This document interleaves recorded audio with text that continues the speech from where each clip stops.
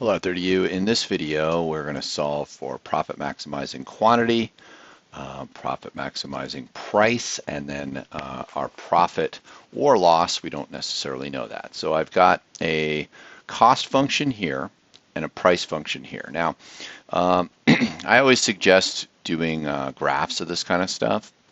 So the way this is written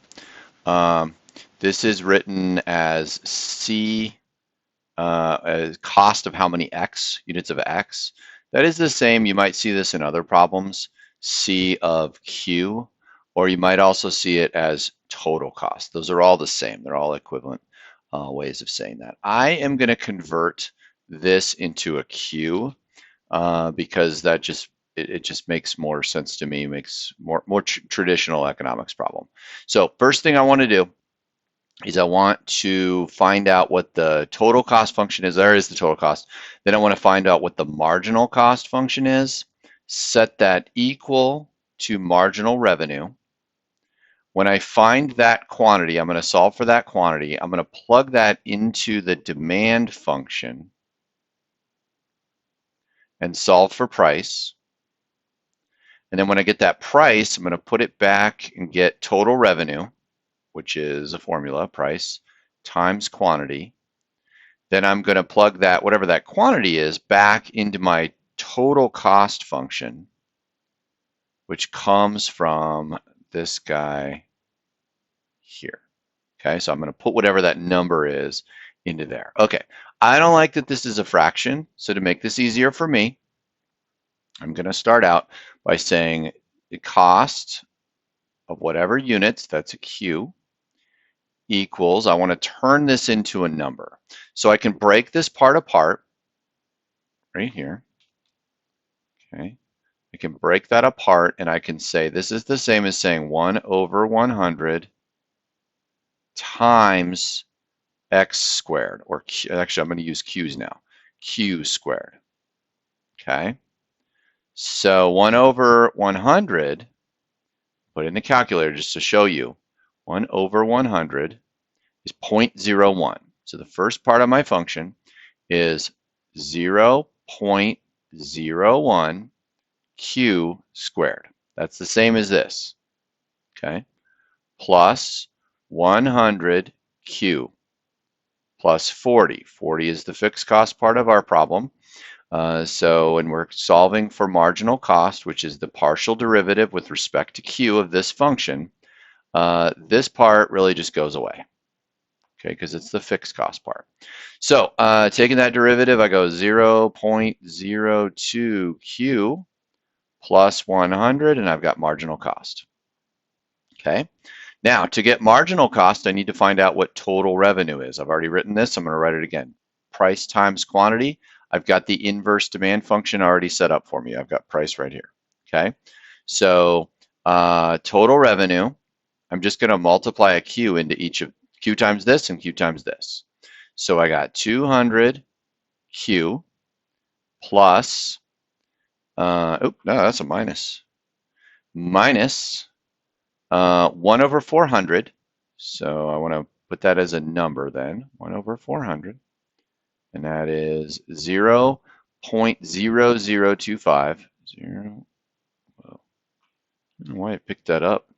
0.0025. Sure I got the right number of zeros and everything, and I do. And then that's Q squared. Okay, this is our total revenue function.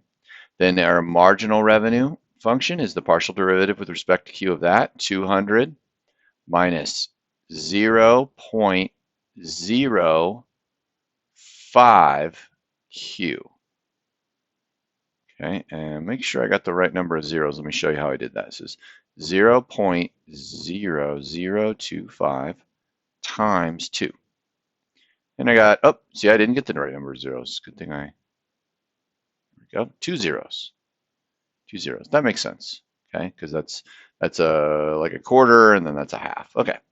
Oh, and this isn't squared. That's just Q. See, 200 minus 0.005. Okay, now this demand curve here is linear. And by linear, what I mean is it's a single quantity. There's no quantity squared or whatever, okay?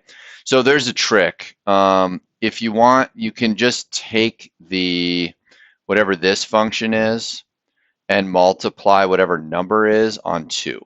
So like the marginal revenue here, we just leave that the same, minus 2 over 400 times Q.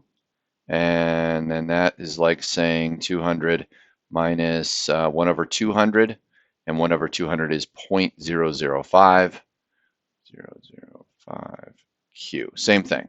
So if you have a function like that that is linear, you can just multiply whatever that number is by 2. Okay. All right, now I've got marginal revenue, marginal cost. Let's go a little faster, I guess. I'm going to set them both equal to each other, which is right here. That's profit maximization. It's going to give me a quantity.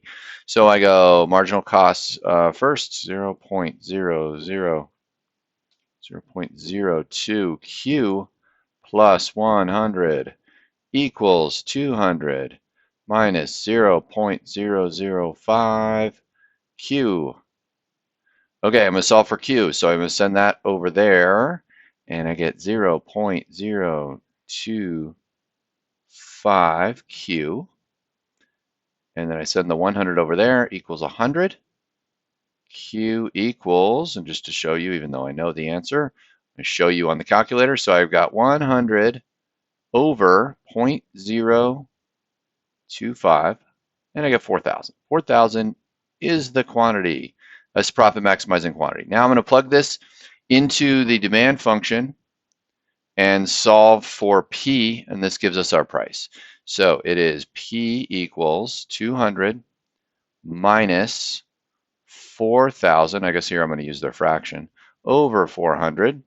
And that goes away, 4 over 40 over 4 is 10. So price is going to be 190. Okay. And so the price is 190, the quantity is 4,000. Okay. Now I want to know what total revenue is.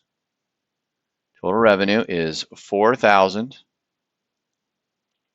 times 4,000 times our price, which is 190, and I get 760,000.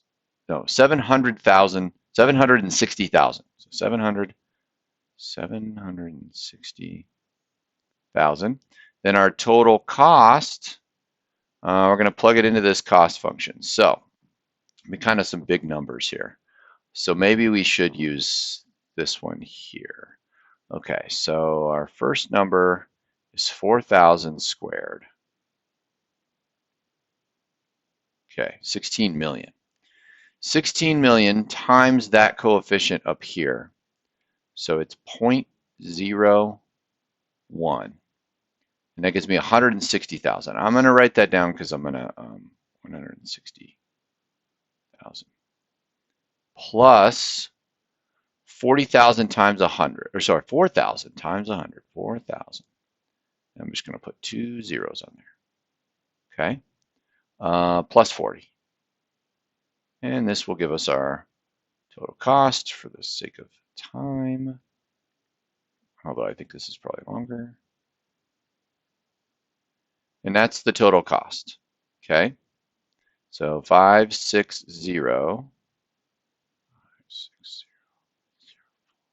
Did I get that right? I think so. I'm going to make that a negative number, and I'm going to add that to 760,000. And I get what the profit. I'll write that over here. Profit is total revenue minus total cost. So in this case, I did that on the calculator. It's 199,960. 199,960. And that could be in dollars, rupees, dinars, whatever you're using. Okay, so this is the profit. This is the most profit you could earn. And we found that by finding the profit maximizing quantity by optimizing with marginal costs and marginal revenue, then plugging that back into our demand function that tells us the price that we can charge, the highest price we can charge to sell that many units. And then we subtracted away the cost of producing that many, and that get whatever's left is our profit. And that's how to profit maximize. Pretty standard problem in microeconomics.